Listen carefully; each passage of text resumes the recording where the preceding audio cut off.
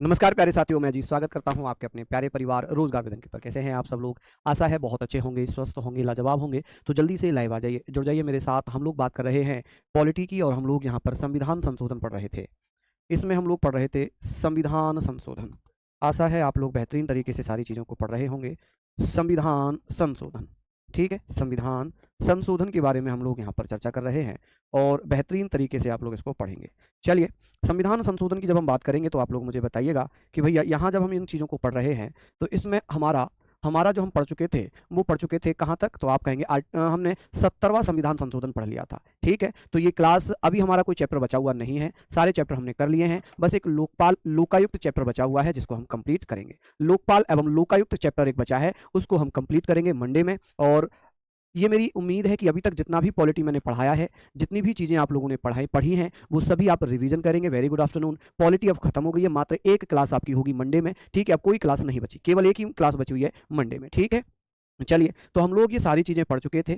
इन सारी चीज़ों को हमने पढ़ा था और मैंने एडवांस में पीडीएफ दी थी आप लोगों को, और आप लोगों ने उसको अच्छे से पढ़ा भी होगा। हम लोग यहाँ पर बात कर रहे थे, हमने ये पढ़ लिया था। अब बात हम करेंगे सर, ये भी हमने पढ़ लिया था, हम 71वें संविधान संशोधन की बात करेंगे कि सर 71वां संविधान संशोधन 71 कॉन्स्टिट्यूशनल अमेंडमेंट एक्ट की अगर मैं बात कर रहा हूँ तो हम यहाँ पर ये बात करेंगे सर 1992। आप कहेंगे सर 1992 में 71वां संविधान संशोधन किया गया, जिसके माध्यम से क्या किया गया है?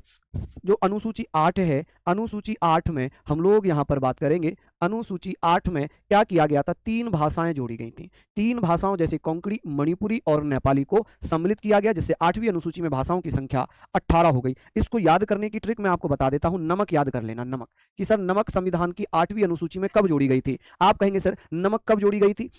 यहाँ पर हम बात करेंगे सर नमक कब जोड़ी गई थी, तो नमक जोड़ी गई थी 71वां संविधान संशोधन अधिनियम 1992 में, जिसके माध्यम से नेपाली, मणिपुरी, कोंकणी जोड़ी गई थी। हम जानते हैं कि सर हमारी जो 8वीं अनुसूची है, 8वीं अनुसूची में जो भाषाओं की संख्या है, वो भाषाओं की संख्या कितनी है? आप कहेंगे सर मूल संविधान में 14 थी, वर्तमान में कितनी है? वर्तमान की अगर बात कर लेते हैं तो आप कहेंगे सर वर्तमान में 22 भाषाएं हैं। कितनी? 22 भाषाएं। पंचवर्षीय योजना बेटा वो इकोनॉमी में आता है।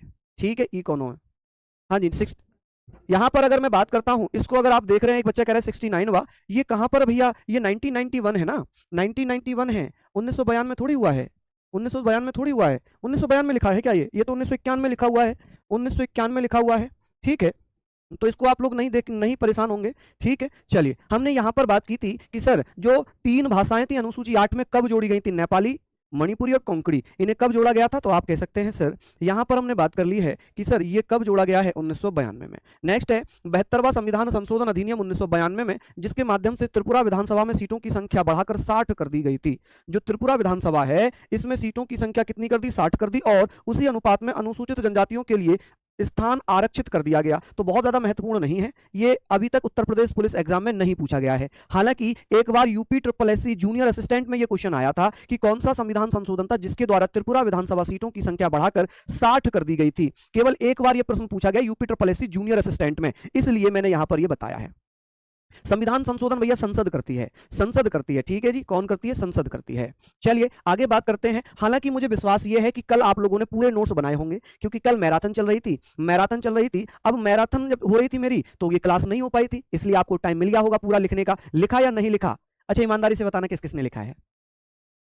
पवन आर्या है, अंतिम कुमार है, अतिन, अच्छा अतिन है ये, अतिन, मान्यता, सागर कन्नौजिया, गुड़िया, और कौन कौन है, किस किसने लिखा था? सबने लिख लिया। राखी, अंकित, राघव। कंबाइंड अपलोड, बिल्कुल कंबाइंड पीडीएफ मंडे में अपलोड, मंडे में या ट्यूसडे में अपलोड हो जाएगी। ठीक है, चलिए यहां पर हम लोग बात कर रहे हैं। अब ये बहुत महत्वपूर्ण है, हालांकि ये मैंने आपको कराया है जब मैं स्थानीय स्वयंशासन करा रहा था, वहां पर मैंने आपको 73 और 74वां संविधान संशोधन बताया था। 73वां संविधान संशोधन के द्वारा क्या किया गया है? भाग 9 और इसमें अनुच्छेद 243 में 243 अण तक, या इसको इंग्लिश में ही आता है मैक्सिमम, तो 243 में 243 ओ तक नए अनुच्छेद जोड़ दिए गए थे। नए अनुच्छेद 16 आर्टिकल्स जोड़े गए। कितने आर्टिकल्स जोड़ दिए गए? 16 आर्टिकल्स जोड़े गए हैं। अब यहां पर जब 16 आर्टिकल्स जोड़े गए हैं तो वो कौन कौन से हैं? आप कह सकते हैं 243 भी काउंट कर लेना, क्योंकि ओ तक 15 आर्टिकल होते हैं। ओ तक कितने होते हैं? 15 आर्टिकल होते हैं। तो आप कहेंगे सर 243 भी काउंट करना होगा, तभी ये 16 अनुच्छेद हो जाएंगे। और इसी के द्वारा क्या किया गया था? एक 11वीं अनुसूची जोड़ी गई थी। कौन सी? 11वीं अनुसूची जोड़ी गई जो पंचायत राज से संबंधित थी, जिसमें 29 विषय शामिल थे। कितने? 29 विषय शामिल थे। चलिए यहां तक आप लोग इसको नोट डाउन कर लीजिए। चलिए सौम्या जी धन्यवाद, ये सारी चीजें हमने पढ़ ली। आप कहेंगे provision was made made for the establishment of Panchayati Raj in India by adding Part 9 and Article 243, 244, 243O and 11th schedule in the constitution. 11वीं अनुसूची भी इसमें जोड़ी गई थी। और 11वीं अनुसूची में कुल कितने विषय जोड़े गए थे? कुल विषय कितने जोड़े गए थे? तो इसमें जो विषय जोड़े गए थे उनकी संख्या थी भैया 29। कितनी? आप कहेंगे सर 29 विषय जोड़े गए थे। नेक्स्ट हम लोग बात कर लेते हैं, नेक्स्ट हम लोग यहाँ पर बात कर ले रहे हैं। आप लोग मुझे बताइए, आप लोग मुझे बताइएगा कि भैया जो 74वां संविधान संशोधन अधिनियम 1992 है, हालांकि बहुत सारी किताबों में ये 93 दिया हुआ है और मैं ये पहले ही आपको बता चुका हूं कि जो अधिनियम जिस नाम से आता है उसे उसी नाम से पहचाना जाता है। प्रिया कह रही आज मेरा पहला दिन है। मेरी बहन मैं तो आज पूरी पॉलिटी खत्म कर चुका हूं, बस एक ही चैप्टर बचा हुआ है, वो मैं आपको मंडे में कराऊंगा। ठीक है, चलिए बहुत बढ़िया, शानदार शानदार। चलिए लिख लीजिए आप लोग, चलिए बताइए, यहां तक आपने लिख लिया। अब आप कहो तो कल मैं रिवीजन क्लास लगा दूं पॉलिटी की, एक 2-2.5 घंटे की रिवीजन क्लास लगा लूं यूट्यूब पर। अगर आप लोग कहो कि हाँ भैया हमें रिवीजन करवा दो एमसीक्यू का प्रीवियस ईयर का, तो मैं वो करवा देता हूं एक, अगर आप लोग कहें तब। बताएं, बताइए। कहीं भी दिया हुआ हो उससे फर्क नहीं पड़ेगा शुभम, कोई फर्क नहीं पड़ेगा। ठीक है, चलिए। हाँ जी, किसी को कोई कंफ्यूजन था? देखो भाई इनका एक मैसेज आया था, कंफ्यूजन था, देखना क्या कह रहे थे, कहाँ कंफ्यूजन है। बहुत तेज कमेंट आ रहे हैं तो मैं पढ़ ही नहीं पाया पूरा कमेंट। वो कह रहे थे कि सर कुछ कंफ्यूजन है, वो डाउट दूर कर दीजिए। और वो ऊपर है, काफ़ी बड़ा कमेंट है वो। चलिए एक बार दोबारा कर दीजिए क्योंकि अब तो पॉसिबल है नहीं वो कमेंट मिल पाया आपका, क्योंकि काफ़ी सारे कमेंट थे उसमें, ध्यान रखना। चलिए हमने ये सारी चीज़ें पढ़ ली। अब हम यहाँ पर बात कर रहे हैं कि सर इसमें एक नया भाग जोड़ा जाता है 9 का, और 9 का में 243 त से लेकर 243 या 6 तक जोड़े गए। इसे इंग्लिश में कहते हैं 243 पी से लेकर 243 जेड जी तक नए आर्टिकल जोड़े गए थे। इसमें एक नया पार्ट, एक नया भाग जोड़ा गया 9A। अब बात आती है कि सर इसमें एक 12वीं अनुसूची जोड़ी गई थी और इसमें कुल विषय कितने थे? 12वीं अनुसूची में कुल 18 विषय शामिल किए गए थे, कुल 18 विषय शामिल किए गए थे। यहाँ पर इन चीज़ों को हम लोग पढ़ लेंगे, यहाँ पर हम ये सारी चीज़ों को पढ़ लेंगे। ठीक है जी, चलिए बताइए, ये सारे पॉइंट हैं, सारे पॉइंट हैं हम लोग यहाँ पर बात करेंगे। चलिए बेहतरीन सिंपल सी चीज़ें हैं, इनको आप लोग लिखते हुए चलिए। ठीक है भैया, बताइए।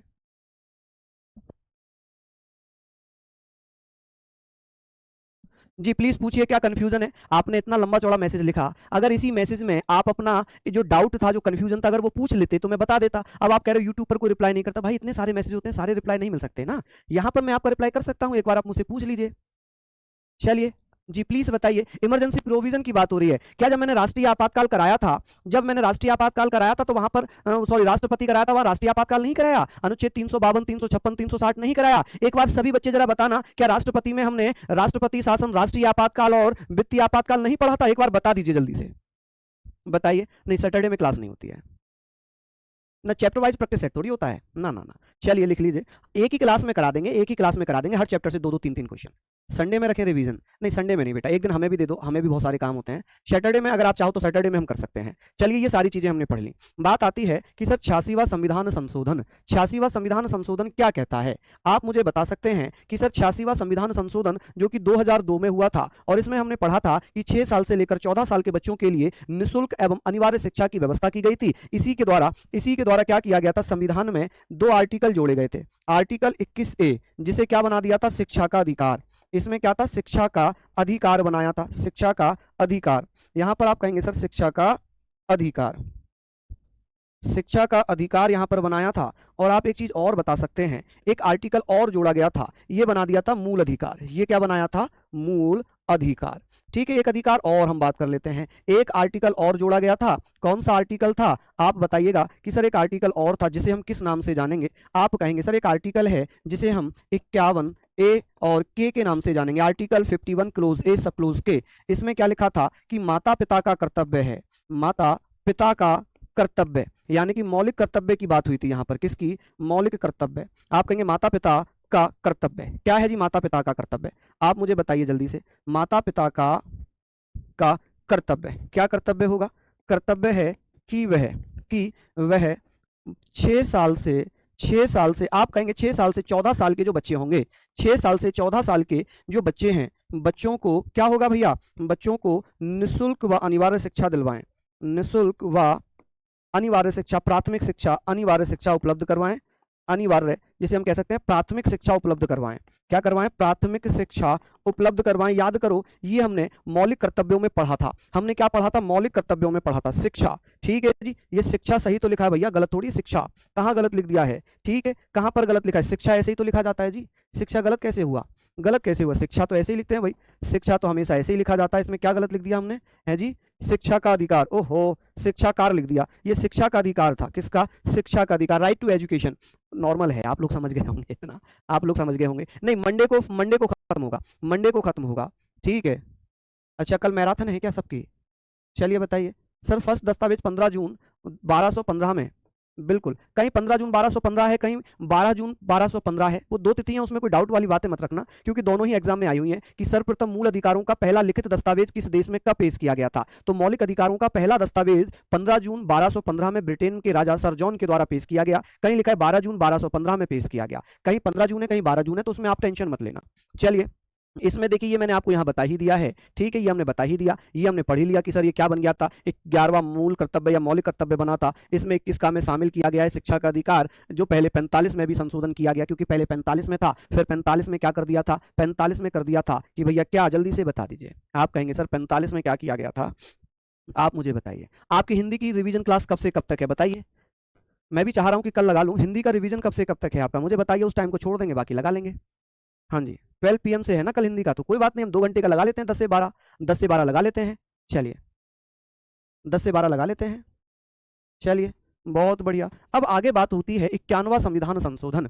51वां संविधान संशोधन, जब हम 91 कॉन्स्टिट्यूशनल अमेंडमेंट पढ़ते हैं 2003, इसमें क्या किया गया था? 10वीं अनुसूची में संशोधन किया गया। क्या किया गया? 10वीं अनुसूची में संशोधन करके दल बदल व्यवस्था को और कठोर बनाया गया। अब केवल संपूर्ण दल के विलय को ही मान्यता दी जाएगी। इसमें ये एंटी डिफेक्शन सिस्टम, यदि कोई विधायक या सांसद अपनी पार्टी छोड़कर किसी दूसरी पार्टी में जाता था तो उसका पद खत्म हो जाता था।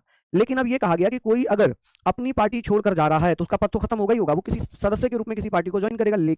लेकिन ये ध्यान रखना कि भैया यहां पर अगर मैं बात करूं कि ये बताएं आप कि सर ये क्या है, ये भैया आप मुझे बता सकते हैं कि भैया इसमें ये कहा कि कोई पार्टी ही अगर पूरी पार्टी में मिल रही है, कोई पार्टी जैसे ए पार्टी और वो बी पार्टी में मिलना चाहती है, तो पूरी पार्टी का विलय हो सकता है, एक सांसद या एक विधायक का विलय नहीं होगा। चलिए, बहुत बढ़िया। चलिए, और 8 बजे रीजनिंग है, इसका मतलब कल लगी नहीं सकती फिर है। चलिए चलिए, लिख लीजिए। अब इसी में क्या किया गया था? इसी में ये संशोधन कर दिया गया था कि अनुच्छेद 75 और 164 में संशोधन करके मंत्री परिषद का आकार भी निश्चित कर दिया गया। कि सर क्या कर दिया गया था? आप कहेंगे सर क्या आकार कर दिया गया था? तो इसमें कहा गया था कि मंत्रियों की संख्या, कितनी थी? मंत्रियों की संख्या कितनी थी, आप मुझे बताइए। मंत्रियों की संख्या पीएम सहित लोकसभा की, पीएम सहित लोकसभा की कुल संख्या का, लोकसभा की कुल संख्या का 15% हो सकता है, या कुल संख्या 15% हो सकती है। सेम ऐसे ही सीएम सहित भी होगी, और ये देश में है और ये राज्य में है। सीएम सहित विधानसभा की कुल संख्या का, विधानसभा की कुल संख्या का 15% हो सकती है। लेकिन छोटे राज्यों में कितने मंत्री हो सकते हैं? छोटे राज्यों में आप कह सकते हैं सर, छोटे राज्यों में 12 मंत्री, कम से कम 12 मंत्री हो सकते हैं। कम से कम 12 मंत्री हो सकते हैं। चलिए, यहां पर आप लोग इसको नोट डाउन कर लीजिए। क्लियर है चीजें? चलिए भैया, ये हमने पढ़ लिया कि सर ये कौन से आर्टिकल में है? आर्टिकल 164। ये कौन से आर्टिकल में है? ये आर्टिकल 75। ठीक है जी। चलिए, तो ये 2 आर्टिकल हमने पढ़ लिए, ये हमने यहां पर पढ़ लिया। आवाज नहीं आ रही क्या? आवाज तो प्रॉपर आ रही होगी, चलिए, हाँ इसकी पीडीएफ रहेंगी। वो लिखित दस्तावेज था ठाकुर जी, वो लिखित दस्तावेज था, पहला लिखित दस्तावेज। मैंने स्टार्टिंग में लिखित शब्द बोला है, रिटन डॉक्यूमेंट बोला है। अब आपको कंफ्यूजन इसलिए हुआ होगा कि जो ब्रिटेन का संविधान है उसे अलिखित संविधान कहते हैं ना, यही तो आप सोच रहे होंगे। मैं आपको बताना चाहूंगा ब्रिटेन का संविधान अलिखित नहीं है। तो फिर हम उसे अलिखित क्यों पढ़ते हैं? उसका कारण है, उसका कारण यह कि ब्रिटेन का संविधान एक जगह नहीं लिखा हुआ है, अलग अलग डॉक्यूमेंट बने हुए हैं, अलग अलग दस्तावेज बने हुए हैं, जिस कारण यह कहा जाता है कि ब्रिटेन का संविधान लिखित नहीं है। अगर लिखित नहीं होता तो ब्रिटेन से बहुत सारे प्रावधान हमने लिए, कैसे लेते? ब्रिटेन में नियम कानून कैसे चलते? लिखित का मतलब है कि एक जगह एक मोटी किताब में लिखे हुए हैं, जैसे भारत का संविधान है एक जगह लिखा हुआ है, लेकिन ब्रिटेन का संविधान एक जगह एक किताब में नहीं है, वो अलग अलग डॉक्यूमेंट में है, इसलिए उसे अलिखित संविधान कहते हैं। All clear?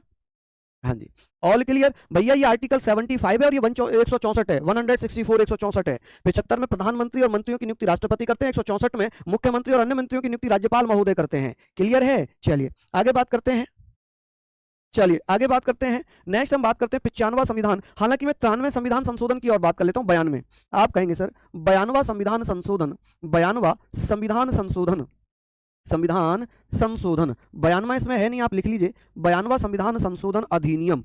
ये जो अधिनियम है, ये अधिनियम की बात होगी। आप कहेंगे सर ये अधिनियम उन 2003 का है, 2003। और इसमें क्या किया गया था? 8वीं अनुसूची में, 8वीं अनुसूची में क्या किया गया था? 4 भाषाएं जोड़ी गई थी। अनुसूची में 4 नई भाषाएं जोड़ी गई। नई भाषाएं कौन कौन सी नई भाषाएं थी? नई भाषाएं बोडो डोगरी, बोडो डोगरी, बोडो डोगरी, संथाली। आप क्या कह सकते हैं जी? बोडो डोगरी, संथाली, संथाली और मैथिली, संथाली और मैथिली। ठीक है, मैथिली। नई भाषाएं जोड़ी गई, जोड़ी गई। चलिए यहां पर आप लोग बताइए जोड़ी गई।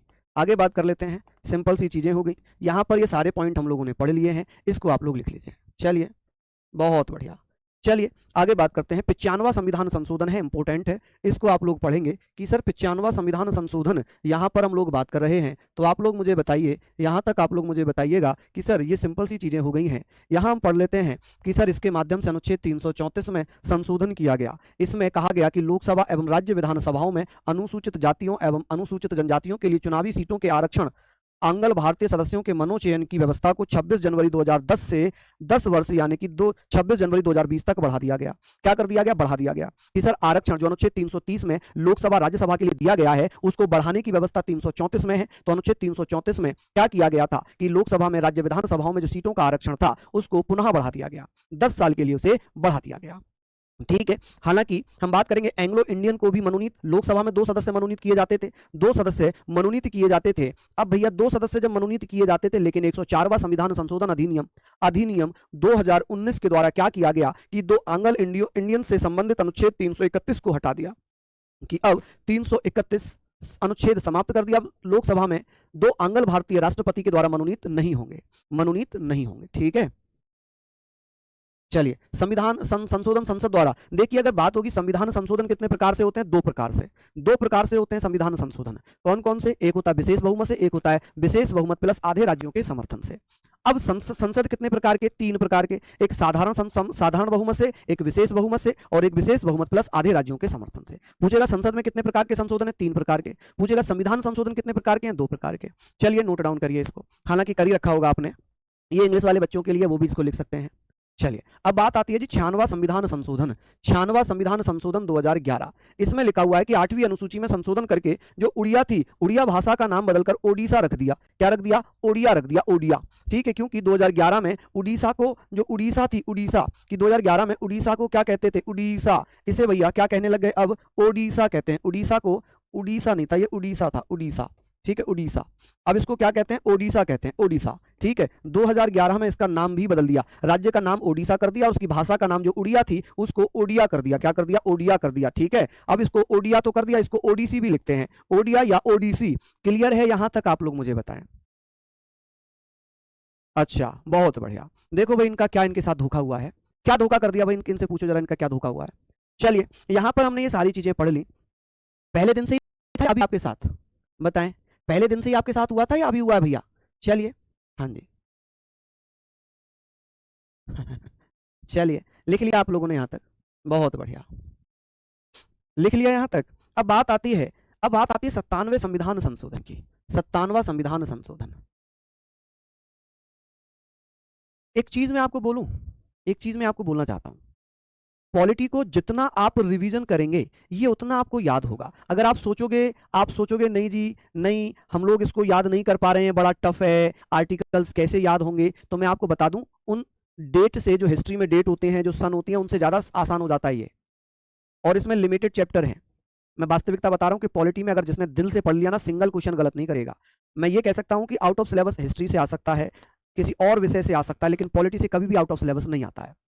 क्यों? क्योंकि लिमिटेड 22-23 चैप्टर हैं, इन्हीं में से पूछता है, इनसे ही सारी चीजें पूछता है। तो आप लोग भैया सारी चीजों को याद कर लीजिए, सारी चीजों को याद कर लीजिए, बस आप लोग लिखते हुए चलिएगा, जो चीजें मैंने लिखवाई हैं उनको आप लोग लिखते हुए चलिएगा, ठीक है। तो हम लोग बात करेंगे, सहकारी समितियों को संवैधानिक संरक्षण प्रदान किया गया, सहकारी समितियां बनाने का अधिकार मौलिक अधिकार बना दिया गया, क्योंकि अनुच्छेद 19 में सहकारी समितियों का दे दिया। और मैं आपको ये कहना चाहूंगा, एक आर्टिकल जोड़ा गया था अनुच्छेद 43 बी, जिसमें क्या जोड़ दिया था कि सर सहकारी समितियों का गठन, इसे डीपीएसपी बना दिया था, सहकारी समितियों का गठन, सहकारी समिति, ठीक है जी, सहकारी समिति, इसे क्या बना दिया था, डीपीएसपी बना दिया था। तो ये भी कब, 57वां संविधान संशोधन अधिनियम 2011 के द्वारा हुआ है। तो इसको आप लोग लिख लीजिए, ठीक है। जो छूट गया है उसको आप रिवीजन करिए भाई। देखिए, अब आप जानते हैं, मैं जानता हूं, जिसकी जितनी क्लासेस छूटी हुई हैं आप ही तो करेंगे भाई। आपको एग्जाम देना है तो आप ही पढ़ेंगे, आप नहीं पढ़ेंगे तो फिर कौन पढ़ेगा? जिसकी क्लासेस छूट गई हैं, जिसका सिलेबस रह गया है, जो नहीं हो पाया है, उनको आप कर लीजिए, उन्हें आप पढ़ लीजिए।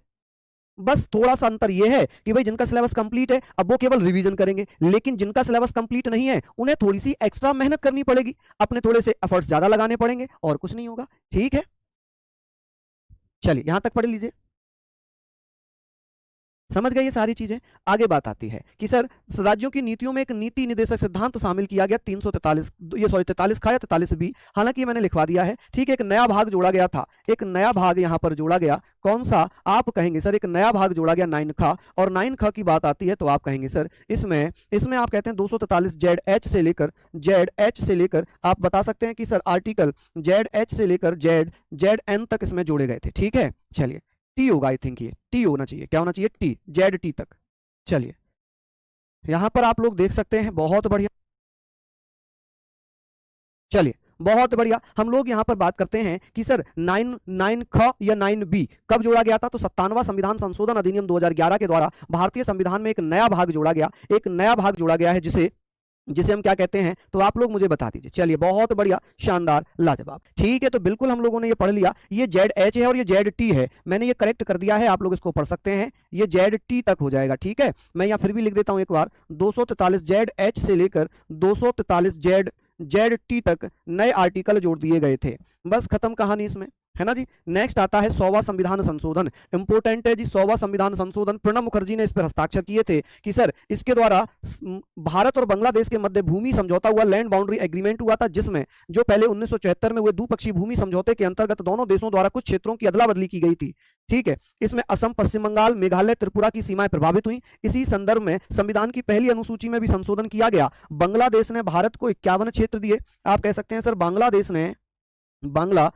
ने भारत को 51 क्षेत्र दिए, भारत को 51 क्षेत्र दिए, 51 क्षेत्र दिए, एवं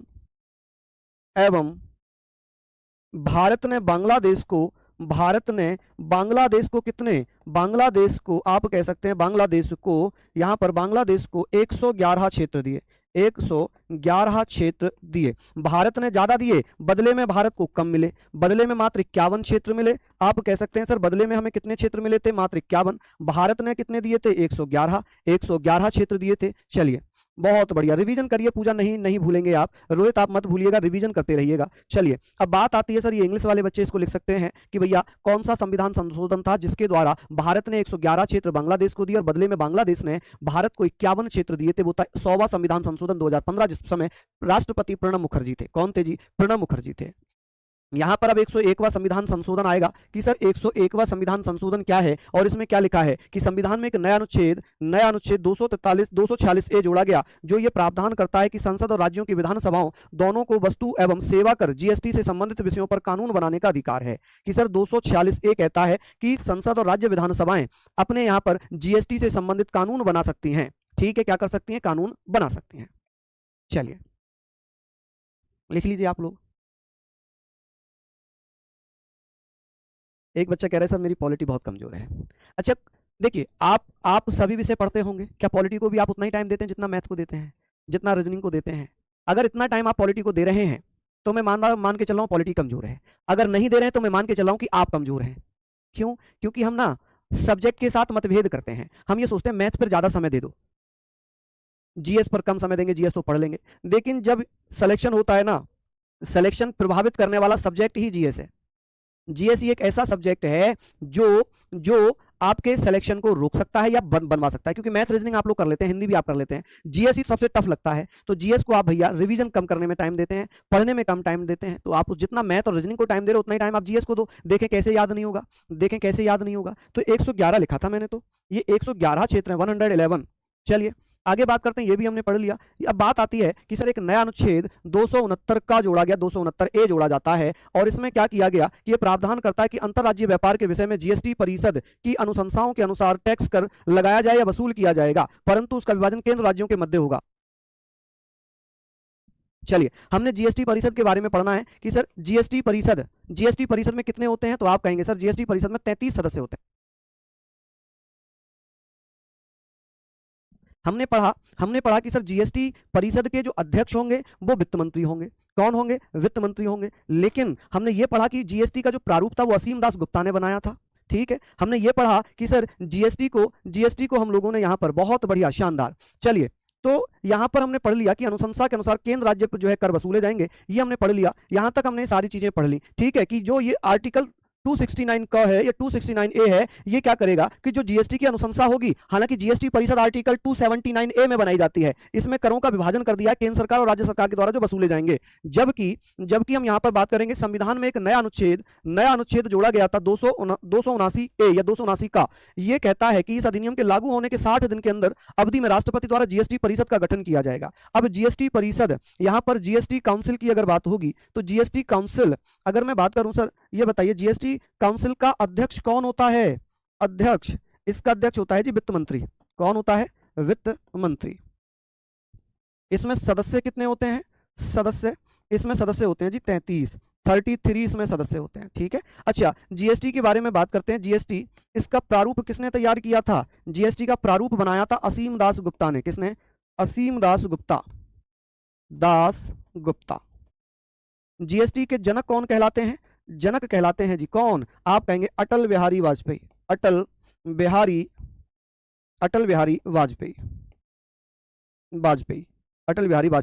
चलिए, अटल बिहारी वाजपेयी लिख लीजिए इसको अच्छे से, सारी चीजें आप लोग यहां पर लिखेंगे। ठीक है, चलिए नेक्स्ट है 103वां संविधान संशोधन अधिनियम 2019। इसके द्वारा क्या किया गया था? 2 आर्टिकल जोड़े गए थे, 15 खंड 6, 16 खंड 6। हालांकि वो भी मैंने आपको मूल अधिकारों में बताए थे। आर्थिक रूप से पिछड़े लोगों को सरकारी नौकरियों तथा शिक्षण संस्थानों में 10% आरक्षण देने का संवैधानिक प्रावधान करने के लिए संसद ने 124वां संविधान संशोधन विधेयक प्रस्तुत किया। इस विधेयक को अनुच्छेद 15 और 16 में संशोधन किया, तो इसमें 15 खंड 6 जोड़ा गया। आप कहेंगे सर इसमें 15 खंड 6 जोड़ा गया और 16 में खंड 6 जोड़ा गया। इसमें लिखा है कि शिक्षण संस्थानों में 10% आरक्षण मिलेगा। इसमें लिखा है कि सरकारी नौकरियों में 10% आरक्षण मिलेगा। जो ईडब्ल्यूएस वाले होंगे, जो इकोनॉमिक वीकर सेक्शन वाले होंगे, उनको आरक्षण दिया जाएगा। ठीक है, फटाफट से इसको भी आप लिख लीजिए, हालांकि ये तो सारी चीजें लिख ली है ना आपने। नेक्स्ट हम बात कर रहे हैं यहाँ पर कर रहे हैं 104वां संविधान संशोधन। यहाँ 104वां संविधान संशोधन 2019, हालांकि लागू 2020 में है कि सर इसे 126वें संविधान संशोधन विधेयक 2019 के नाम से भी जानते हैं। लोकसभा राज्यसभा में पेश किया गया था। ये अनुसूचित जातियों, अनुसूचित जनजातियों के लिए जो आरक्षण 2010 में कितना कर दिया गया था, उसे 2020 तक बढ़ा दिया था। अब इसे 10 वर्ष के लिए पुनः बढ़ा दिया, 25 जनवरी 2030 तक कर दिया। ठीक है, कर दिया गया है। ठीक, और इसमें क्या किया? संसद एवं विधान मंडलों में एंग्लो इंडियन समुदायों को समाप्त कर दिया। इसके द्वारा 2 आर्टिकल समाप्त किए गए थे। अनुच्छेद 331, 2 सदस्य लोकसभा में मनोनीत होते हैं।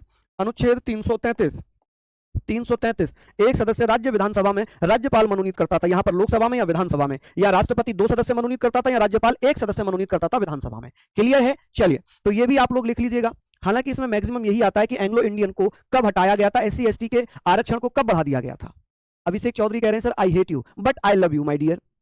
आप हो सकता है गुस्से में हेट कर रहे हो, लेकिन मैं तो हमेशा से आप सब लोगों से प्रेम करता हूं, सब लोगों से प्यार करता हूं। हो सकता है आप किसी बात को लेकर मुझसे नाराज हो, हमारी टीम से नाराज हो, लेकिन हम RWA वाले हैं, हम किसी से नाराज नहीं होते, हम किसी से हेट नहीं करते, हम हर किसी से प्रेम करते हैं, हर किसी से प्यार करते हैं। ठीक है माय डियर चौधरी साहब।